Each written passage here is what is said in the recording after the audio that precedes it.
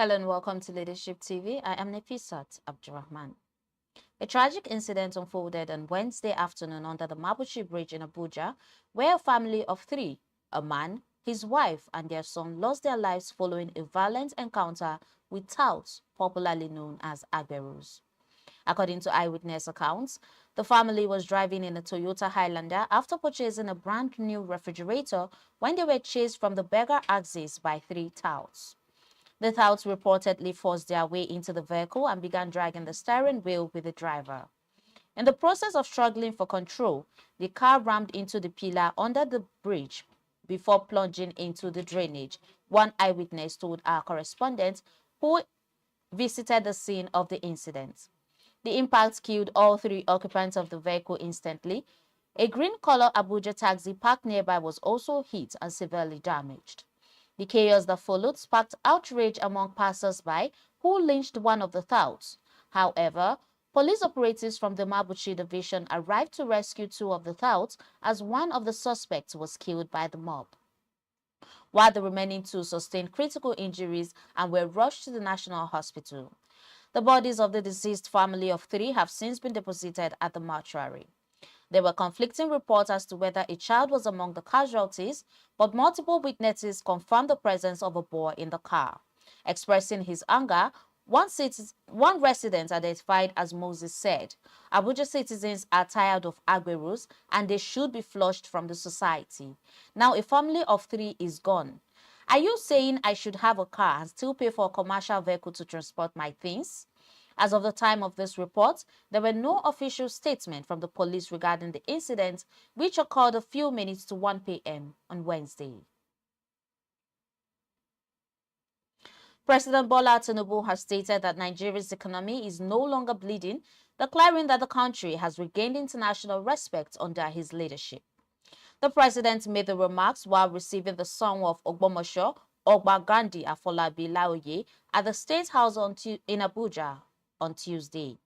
He said his administration's bold reforms since May 2023 has stopped revenues leakages, curbed corruption, and restored integrity to the economy.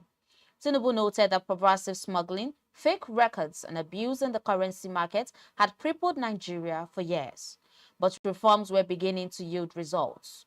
He pointed to the creation of a student loan fund, massive infrastructure renewal, and growing investor confidence as signs of progress. In just 2 years, I'm glad to report that the economy is stabilized.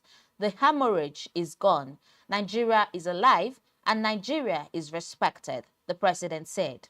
Responding to requests from the monarch, Tinubu promised urgent action on electricity and water supply in Ogbomosho. He directed the Minister of Water Resources to address the dams in the town and assured federal support for agriculture, youth employment, and skills development.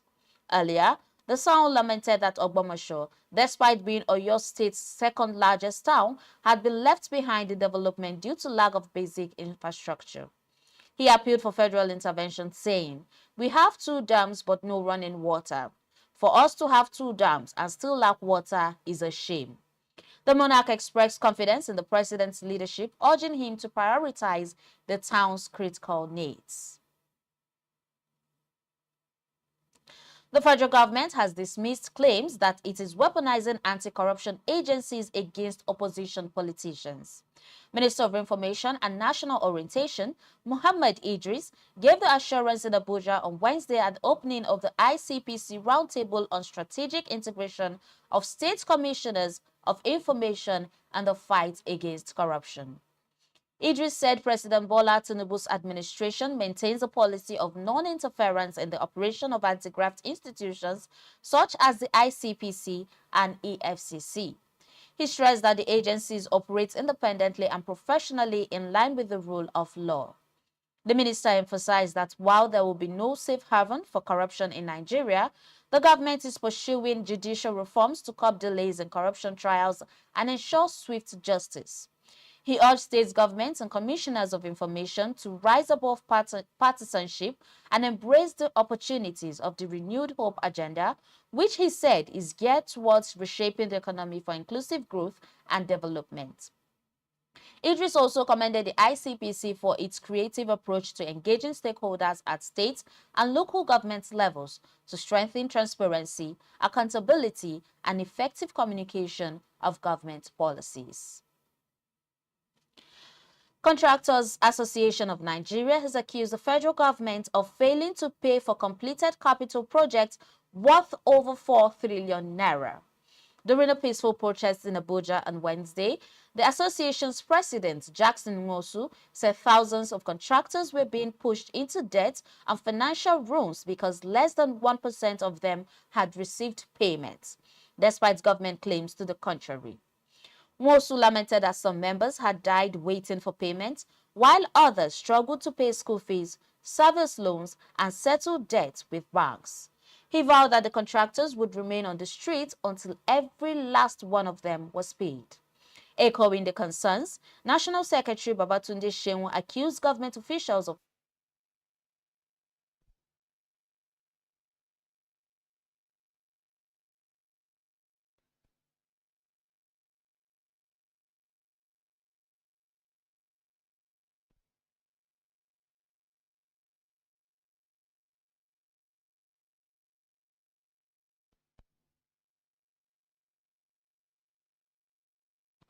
Some members also shared personal ordeals, including contractors who have waited more than a decade for payments, with mounting bank interest eroding their finances. While the contractors said they have avoided legal action in hopes of an amicable resolution, they warned they may be forced to go to court if the stalemate continues. Governor Babajide Sanwo-Olu has announced a 50% reduction in fares on the Lagos Blue Line rail service for Thursday, September 4th, 2025, to mark the second anniversary of its launch. The Blue Line, which began commercial operation in September 2023, runs from Marina to Mile 2 and has safely transported more than 5 million passengers without a single accident. In a statement on Wednesday, the governor said trains now operate every 10 minutes, completing over 90 trips daily and cutting down travel times for commuters. These achievements show that when we work with dedication and purpose, we can build systems that truly serve the people, Sanwo-Olu said. He encouraged residents who have not yet experienced the service to take advantage of the anniversary fare slash. And that's it on Leadership TV News. For more of our news stories, you can log on to our website on www.leadership.ng.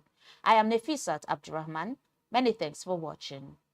Be part of our brand.